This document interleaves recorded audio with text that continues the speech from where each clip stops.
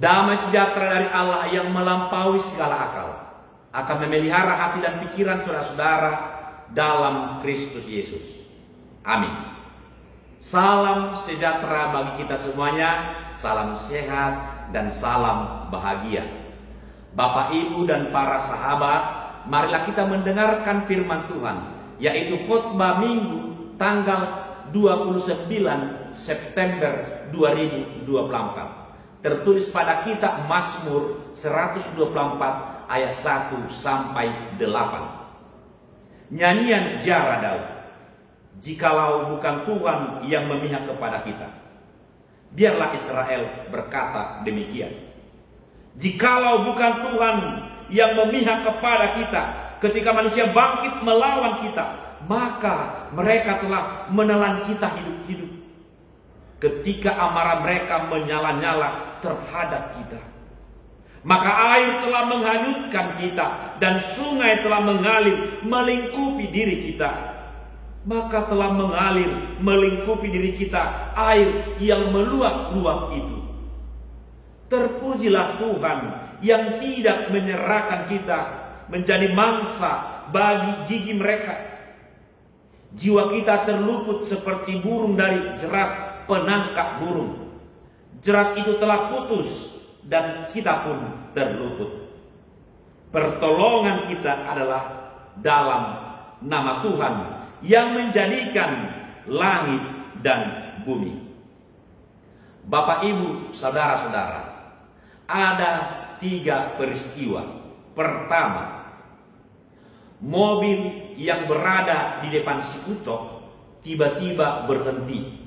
Si Ucok pun kaget. Dia mencoba untuk menginjak rem, tapi tidak mampu menghentikan laju mobilnya, dan tak sempat baginya untuk mengelak. Maka dia pun menabrak mobil yang tiba-tiba berhenti di depannya. Rasa kagetnya belum hilang, tiba-tiba ada hantaman keras dari belakang. Ternyata mobil di belakang menabrak mobil Ucok.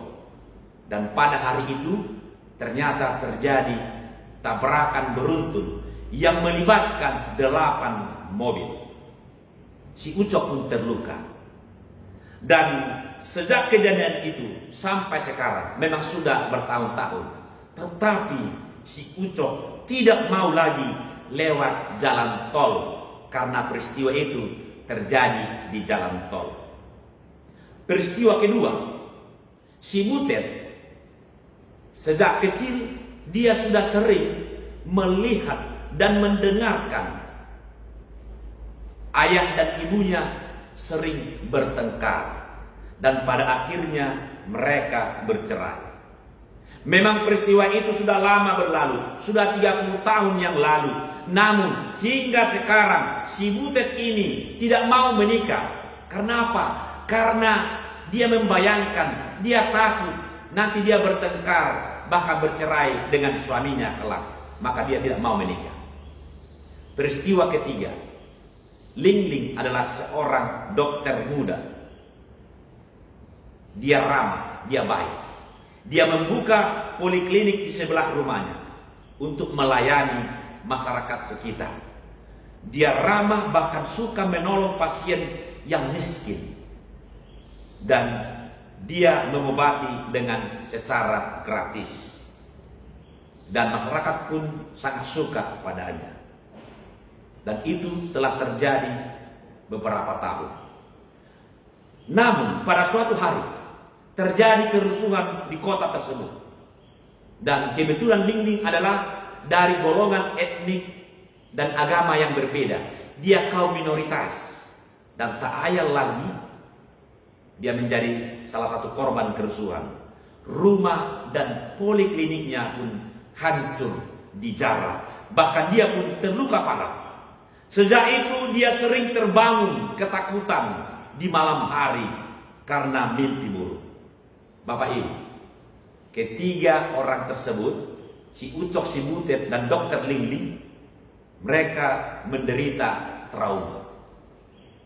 Kalau kita lihat trauma dalam kata Yunani itu disebut traumatos, yang artinya luka dalam, berasal dari luar. Trauma adalah luka emosi, luka rohani, dan luka fisik yang disebabkan oleh keadaan dan mengancam diri. Gejala dan akibat trauma itu sangat beragam dan menimbulkan kepedihan dan penderitaan yang sangat berkepanjangan. Intinya, trauma adalah perasaan tak berdaya.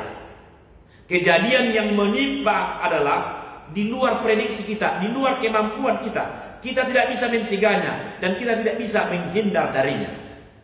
Dan sebenarnya penghalang terbesar untuk dapat pulih dari trauma adalah perasaan menyesal dan perasaan bersalah. Dari 3 contoh tadi, si Ucok dia menyesal naik mobil lewat tol hari itu. Demikian juga si Mutet, dia merasa bersalah karena tidak mampu melarang atau menghalangi ayah dan ibunya bertengkar, dan bahkan tidak mampu melarang mereka untuk bercerai. Dan Dokter Lingling, dia menyesal telah membangun rumah dan poliklinik di kota tersebut.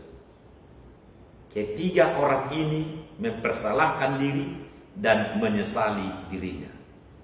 Trauma adalah luka terpendam yang bisa menggerogoti seluruh tubuh. Tapi kata orang pintar, orang bijak, sebaliknya trauma itu juga bisa menjadi sumber kekuatan baru untuk bangkit, untuk memulai hidup baru yang penuh harapan. Semua itu tergantung pada diri kita, bagaimana kita mengelolanya. Dan tentu kita membutuhkan pertolongan orang lain. Jemaat Tuhan, demikianlah kira-kira yang terjadi pada diri umat Israel di dalam firman Tuhan ini. Mereka mengalami trauma dan menderita selama berada di pembuangan.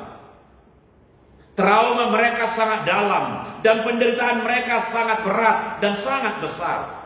Selama berada di pembuangan, status mereka adalah tawanan. Padahal mereka adalah umat pilihan Allah. Bagaimana mungkin umat yang dipilih oleh Allah, umat yang dipelihara oleh Allah, tetapi kini menjadi tawanan bangsa lain? Ini yang membuat mereka tertekan, ini yang membuat mereka trauma. Dan penderitaannya itu bertambah lagi karena keberadaan mereka sangat jauh dari bait Allah yang ada di Yerusalem. Oleh karena itu, mereka pun tidak memiliki harapan lagi. Bahkan di dalam pikirannya, mereka tidak mampu berpikir untuk dapat kembali ke Yerusalem. Dalam hal itu, mereka sangat membutuhkan penolong yang bisa memulihkan keadaan mereka, sekaligus menyelamatkan mereka dari penderitaan, dari kesengsaraannya. Akan tetapi, siapa penolong mereka? Siapa yang mampu mengobati trauma mereka? Inilah tujuan pemazmur dalam firman Tuhan ini, yaitu dia memberi harapan baru dan menumbuhkan semangat hidup baru. Kalau kita baca sebelum nats ini, tepatnya pada Mazmur 121, pemazmur bertanya, dari manakah akan datang pertolonganku? Dia sendiri yang menjawab berdasarkan imannya. Dia katakan, pertolonganku ialah dari Tuhan yang menjadikan langit dan bumi. Mazmur 121 ayat 1 dan ayat 2. Dan itu, kata-kata itu diulang kembali di Mazmur 124 ayat 8, yaitu nats khotbah kita pada saat ini. Dengan jawaban ini, pemazmur mengakui bahwa hanya Tuhan penolong dan penjaga hidupnya. Tidak ada kuasa dan tidak ada kekuatan di dunia ini yang lain yang dapat memberi pertolongan bagi dirinya selain dari Tuhan, Sang Pencipta langit dan bumi. Maka Mazmur 124 ini diberi judul oleh Alkitab, terpujilah penolong Israel. Jadi jelas, yang memberikan penolong bagi umat Israel adalah Allah sendiri. Ini digunakan oleh pemazmur dalam rangka memotivasi, memberi semangat baru kepada umat Israel untuk memasuki bait Allah. Mereka siap-siap untuk memasuki bait Allah karena di tengah-tengah kehilangan harapan, ternyata Tuhan datang menolong mereka, menyelamatkan mereka, membawa pulang dari pembuangan menuju Yerusalem, dan sekarang siap-siap untuk memasuki bait Allah. Yang walaupun keadaan mereka dalam kondisi masih lelah dan masih diliputi perasaan trauma yang sangat dalam setelah melakukan perjalanan pulang dari pembuangan menuju Yerusalem, tetapi mereka harus segera memulihkan diri karena mereka sudah diselamatkan oleh Tuhan. Dengan semangat baru memasuki bait Allah untuk melakukan peribadahan dan tentunya pengucapan syukur karena Allah telah menyelamatkan mereka, membimbing mereka, menjaga mereka selama berada di perjalanan kembali ke Yerusalem. Dalam pengakuan si pemazmur, berdasarkan pengalaman hidup dan pengalaman rohaninya dan melakukan pekerjaannya setiap hari, dia telah merasakan dan mengalami penyertaan Tuhan di dalam hidupnya. Berdasarkan pengalaman itu, pemazmur pun dengan tegas menyatakan di dalam imannya bahwa Tuhanlah penolongnya dan penjaganya satu-satunya bagi hidupnya.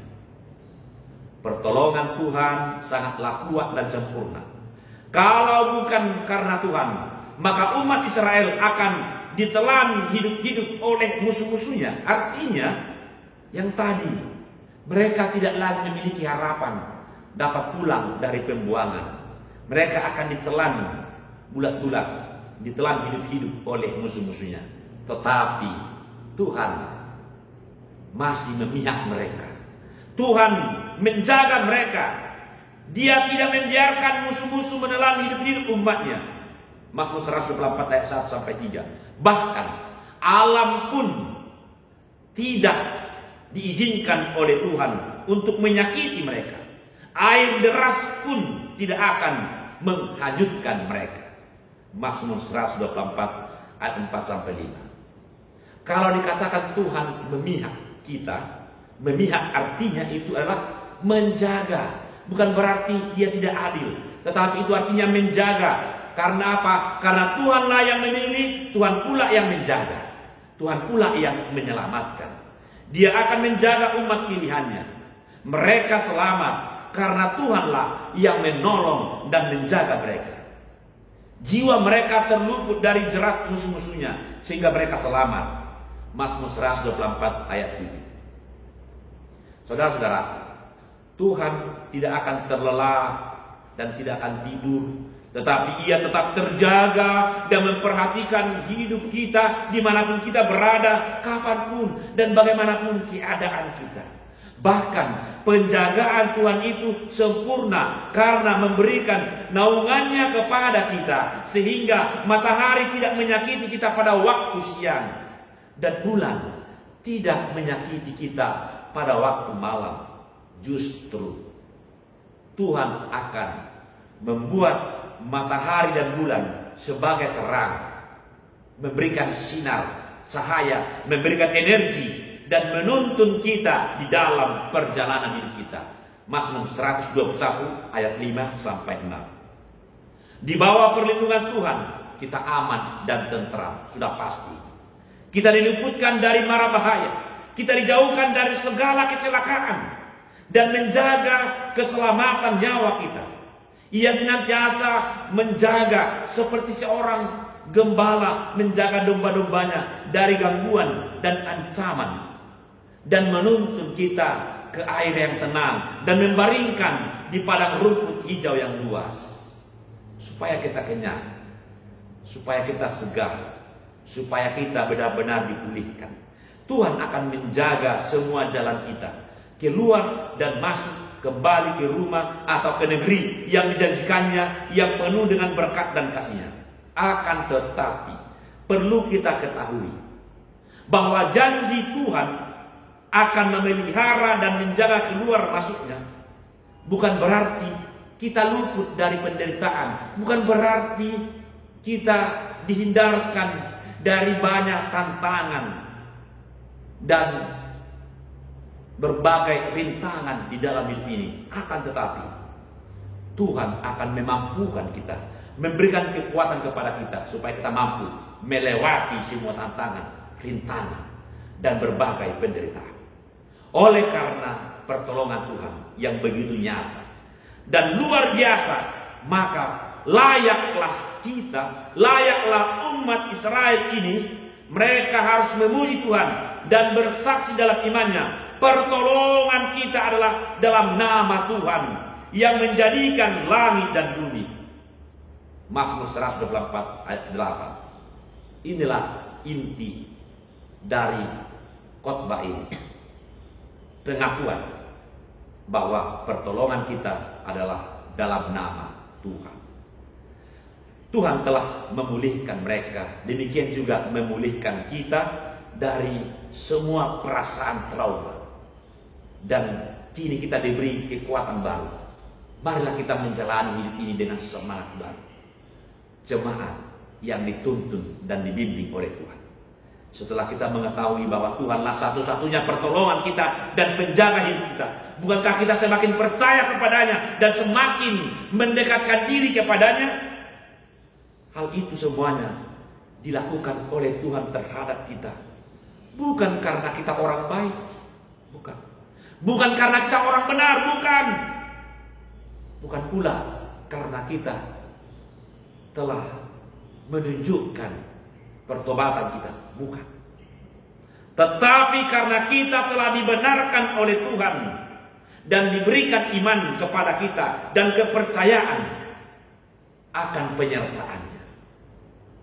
Kita diselamatkan, maka kita butuh untuk bertobat. Maka kita butuh untuk memulai hidup yang baru sesuai dengan kehendak Tuhan. Marilah kita menyerahkan hidup kita secara totalitas kepada Tuhan. Biarlah Tuhan yang menyertai dan membimbing perjalanan kita. Amin. Terima kasih ya Tuhan atas firman-Mu ini. Dan Engkau telah menebus kami, Engkau telah menyelamatkan kami, Engkau telah memulihkan kami dari semua perasaan trauma, dari semua penderitaan kami. Terima kasih Tuhan. Kini kami siap untuk memulai hidup baru sesuai dengan kehendak-Mu. Berikanlah kekuatan kepada kami di dalam Kristus Yesus. Amin.